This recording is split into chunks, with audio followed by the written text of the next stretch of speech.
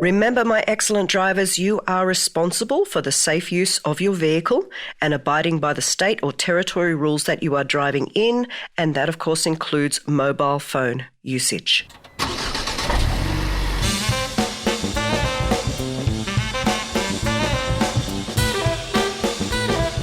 Hello and welcome to part 2 of this special episode of the My Business podcast where I spoke with Rob.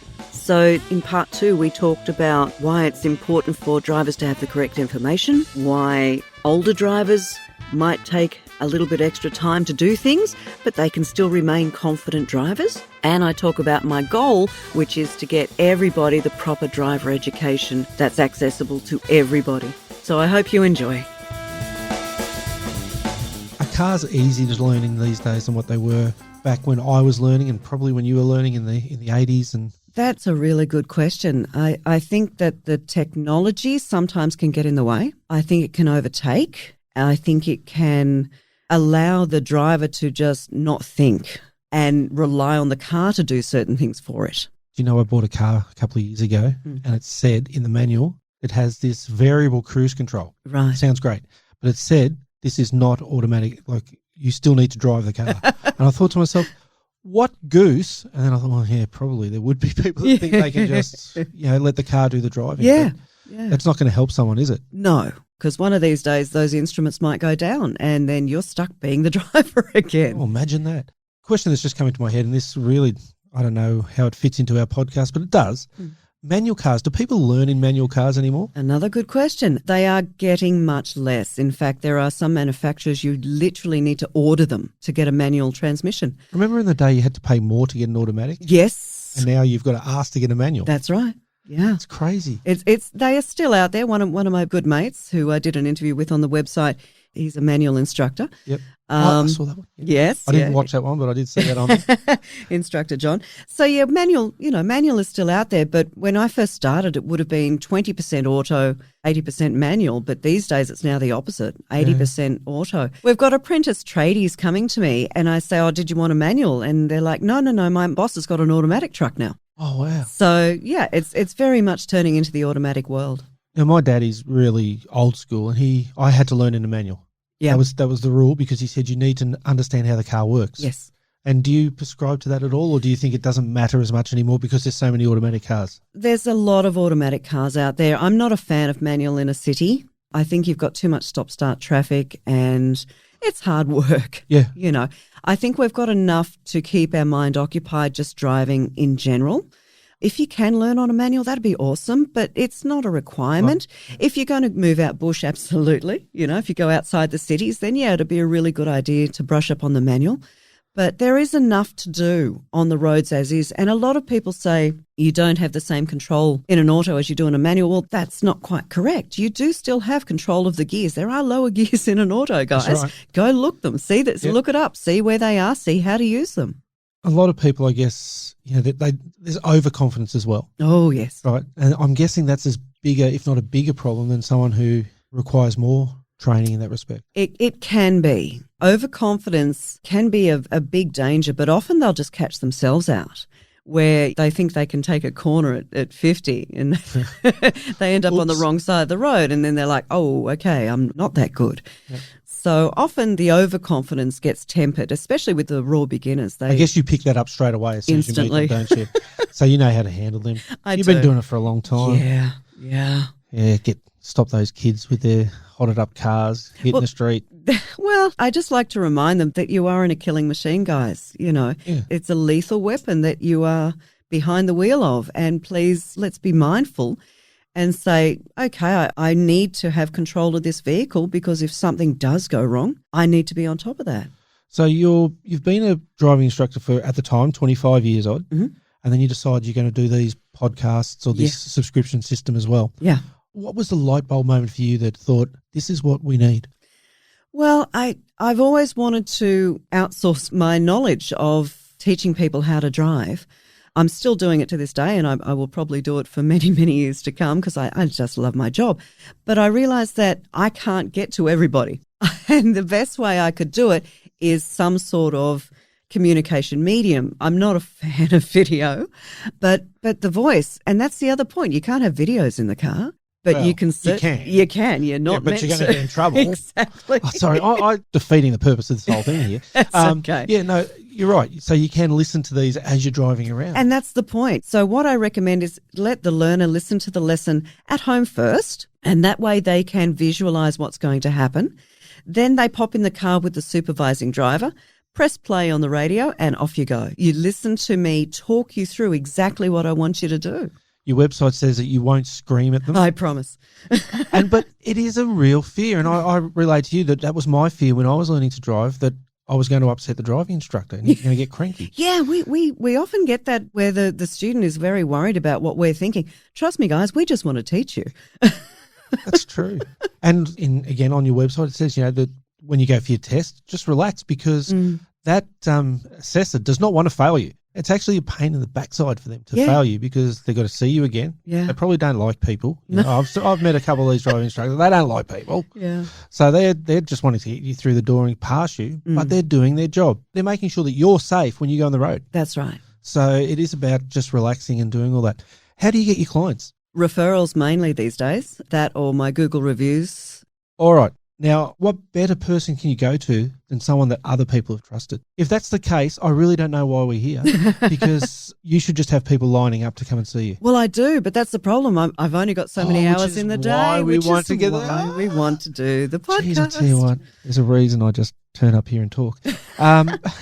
Liz, one of the things I wanted to ask was around about schools and how they can be involved in teaching our kids how to drive. Yeah. Is that something that you see as the future? Absolutely. I saw so many years ago when I was a teenager that in American schools, driver's ed is over there. Yeah. And I'm like, why don't we have it here? It just absolutely mystified me that we don't have a curriculum that is applied in schools so that the students can get the information and get a little bit of practice behind the wheel before they get on the roads with mum and dad. So that is one of my goals as an educator of drivers, to have it in the schools right where they are. It's a perfect opportunity. And it just seems so simple because when they're in school, they're in the environment and they're in the process of learning. Absolutely. So why not just add something else in there? Yeah. I think the reason that Australia hasn't looked at it is, quite frankly, our level of education for driver training is not that great. And that's one of the things I did want to do, is elevate it and show, look, this is a genuine curriculum of lesson 1 to lesson 70. I will give you exactly what you need. Teach me how to write a sentence. That'll get me so far. Teach me how to drive will live with me for life. Exactly. Well, that's the point. It's a life skill. We need to have it. And we want to be happy when we're driving. We don't want to be stressed or upset or not confident. So, yeah, I think the more education we can get, the better. I think all drivers want the information. I see on social medias, especially from RACQ or any of those type places, they're constantly putting out what is the answer to this question, and I read through the answers and I often get terrified. I know. The only ones I struggle with, we've talked about it, the roundabout. Yeah. Because I think I overcomplicate it. Like, you get there, you should just go. But those ones that you're talking about, the RACQ and the like around the country where they do those little pictures of who should be turning. Yes. It's like, to me, I look at those and go, who is answering these wrong? Exactly. And I hope I'm not sitting behind them or in front of them at the traffic lights. Precisely. So again, it always comes back to education. So whether you're learning your ABCs or whether you're learning driving, you've got to learn it correctly. So education is state-based. So Anna and Dan and all the other people around the country, they should be listening to this. I'll send it to Annastacia for you. Oh, I'd love that. Yeah, we'll talk about that later too. We've got to give it a shot, hey? We will. Liz, tell us about the subscription and what do you actually get from the subscription? Sure. Well, first of all, you get ad-free. Ad-free? Ad-free. Nobody likes ads. No. So I guarantee you, if you go to my website, you will have the ad-free podcasts. Yep. You also get access to videos that I've done. So it's often, I can't explain it extremely well, but it does help to see the visuals. So I've got videos of me doing the steering and the intersection safety and a lot of other things that are obviously much easier if we can just see it first and then we can go do it for ourselves. Because again, mum and dad are teaching the kids after they've been through. It's really important that they know what they should be teaching too. That's right. Because you go through and you'll show them the right way. The one part I love on the website with the videos is the driving test. So can you explain what benefit that is for a brand new driver like myself? Or I guess it's someone who's had a few lessons. Yeah. But what's the benefit? So I've recorded actual video of the driving test where my student has attempted the test. Although I'm not allowed to audio record, which is probably for the best, that allows me to talk over the top and commentate and tell the listener and the watcher what's going on the actual test. And I think a lot of the reasons why we'd get so nervous about the test is we don't know what's going to happen. Correct. I had no idea. Yeah. I had no idea the first time, the second time. No, Are we going any further? It only took me 2. I'm so pleased. Yes, that's great. So, Major fail. I don't even understand. Whoops. That's okay. No one died. I'll give you my card later on. Yes. So it gives confidence to people that when they go on the test, there's no surprises. Yeah. Or at least you've got a really good idea of what's going to happen. Is that something that when you tell your student that you're going to record their test, how do they feel? Oh, they don't know. It's the dash Ooh. cam. So the dash okay. cam's always on. Oh, so you're not sitting in the back with like no. a creeper with a... Oh, that's a relief. Yeah, I could see where your head was picturing. Yeah. I had you sitting in the middle, with a little seatbelt across and we're going with the video. No? No. No, okay. Far more. Liz Lafferty is far more professional than that. I will attest to that. So, so they don't know it's being filmed. Do they watch it back? No, they don't need to because they're passed. See what you did there? I love it. There you go. So, again, probably the reason to subscribe to the website is to get these insights and to be able to go back and watch them over and over again. Yes, you can watch them as many times as you want, but it's the podcast lessons. They're the ones that you want to have in the car with you. And if you didn't quite get it the first time, that's okay. You just rewind. You play it again. So you can watch the videos at home, but you can't really, watch while you're driving. Yeah. With the subscription, though, because a lot of people are going to be sitting and going, yeah, okay, the lessons are costing me X amount of per hour. Yeah.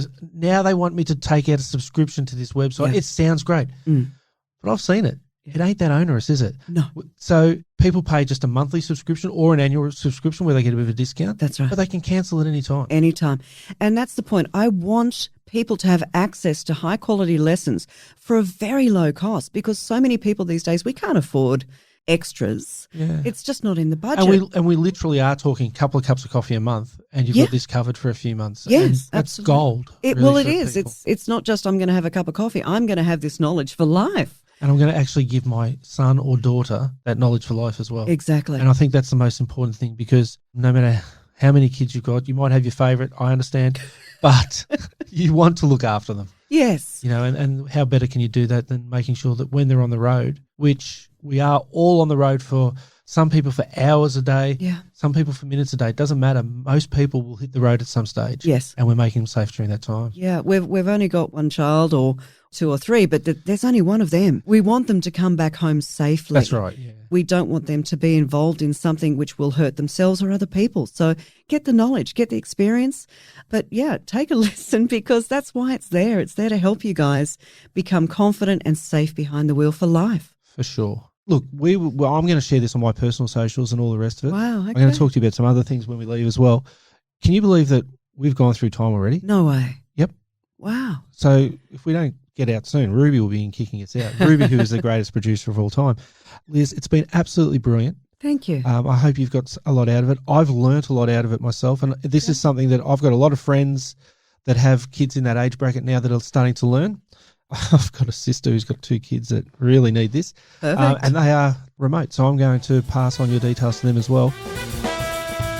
And my full driving lessons are available on Apple Podcasts and the artofconfidentdriving.com website, where you will get access to instructional videos. Remember to relax and enjoy the drive. See you next time.